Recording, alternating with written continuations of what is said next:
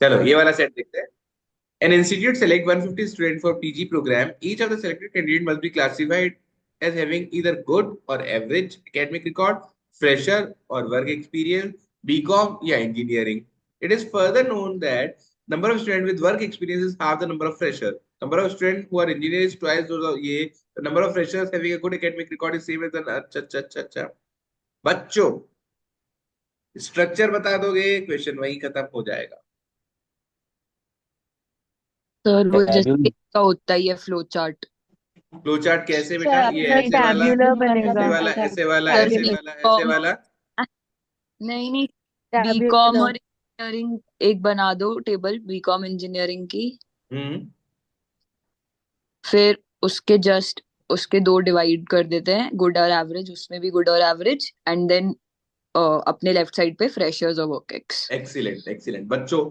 ये मैंने अपन इस टाइप के क्वेश्चन कई बार कर चुके हैं. मैं फिर बोलता हूँ, इसमें जो स्ट्रक्चर सही बना देगा ना वो खत्म करके आएगा सीधे क्वेश्चन को. तो देखो जैसे 150 लोग हैं, है ना?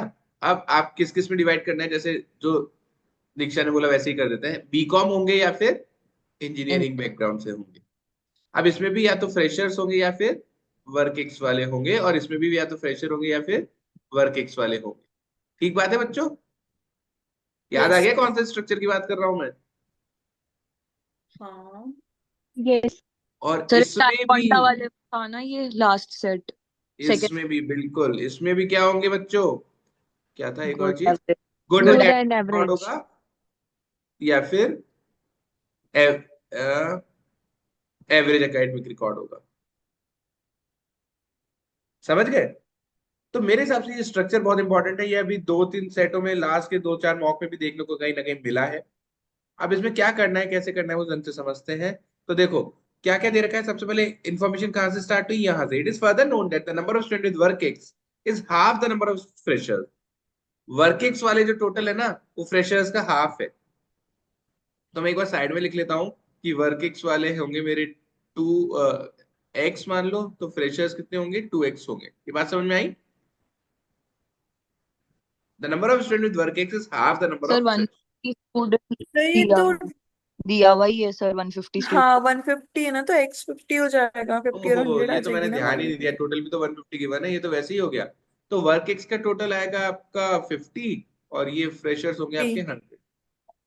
ठीक है? 100। The number of student who are engineer is twice who are BCom. तो इंजीनियर का टोटल 100 होना चाहिए, बीकॉम का टोटल 50 होना चाहिए. The number of freshers having good academic record.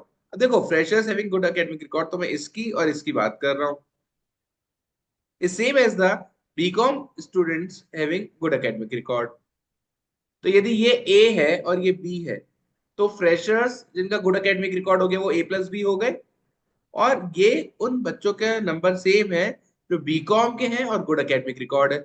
इसका मतलब ये दोनों मिलकर भी अपना ए प्लस बी होना चाहिए था. उसमें से ये ए है तो ये डेफिनेटली क्या होना चाहिए था? बी. समझ में आ रहा है? Yes sir. The number of BCom graduates with work experience, BCom जो वर्क एक्स वाले हैं और एवरेज एकेडमिक रिकॉर्ड है, this value C is more than, is one more than, basically C is one more than क्या? Number of engineering graduates who are fresher and have good academic record. तो क्या C equal to 1 + B बोला है? Engineering fresher good academic record, यही तो हम्म। है कि नहीं? अरे यस समझ में सर। आ रहा है यस बच्चों या सर। नहीं आ रहा? तो इसकी भी जगह मैं एक नया वेरिएबल क्यों लूंगा? तो yes one plus sir. B बिल्कुल लिखूंगा, आ रहा है। है ना? 1 + B लिख हम्म। दिया. उसके बाद देखो the number of student with average academic record is 54 more than good academic record. 54 मोर है ना, तो टोटल तो 150 ही है. हम्म। ये x है, ये x + 54 है, 48 तो ये 48 हो गया. ये 102 हो गया, 54 ज्यादा. आया समझ में? Yes sir. Yes sir. ठीक है. तो अब ये बाकी की वैल्यूज अपन निकाल सकते हैं क्या बच्चों? नहीं सर, पे सिचुएशन बेस्ड क्वेश्चंस हैं। हाँ, हाँ सर, हो इफ सकता. वाले क्वेश्चन है सारे। तो अब देखो मतलब ये बहुत इजी कैटेगरी लगता है मुझे आजकल, क्योंकि ये बहुत, अब ये वाला जो इन्होंने बनाया ना ये मत बनाना, ये मेरे को थोड़ा कम समझ में आता है। ये देखो इन्होंने ABCDEFGH तक वेरिएबल ले गए और पता नहीं क्या ही किया है। और क्या होता है, ये इक्वेशन बनाना, इनका बनाना और सॉल्व करने का तरीका बहुत प्रिसाइज है, अपना वैसे आता नहीं है ना एग्जाम में, तो ये मत करना। आप तो इसी तरह से जैसे मैंने समझाया है वैसे ही कर देना। समझ में आ गया कैसे करना है? और मेन बात इसका स्ट्रक्चर Yes, ध्यान sir. रखना, यस केवल ये इस तरह का फॉर्मेट बना लोगे तो आधा तो वही सॉल्व हो जाएगा। ठीक है, खत्म करो Hmm. इसको। Yes, sir. Yes sir.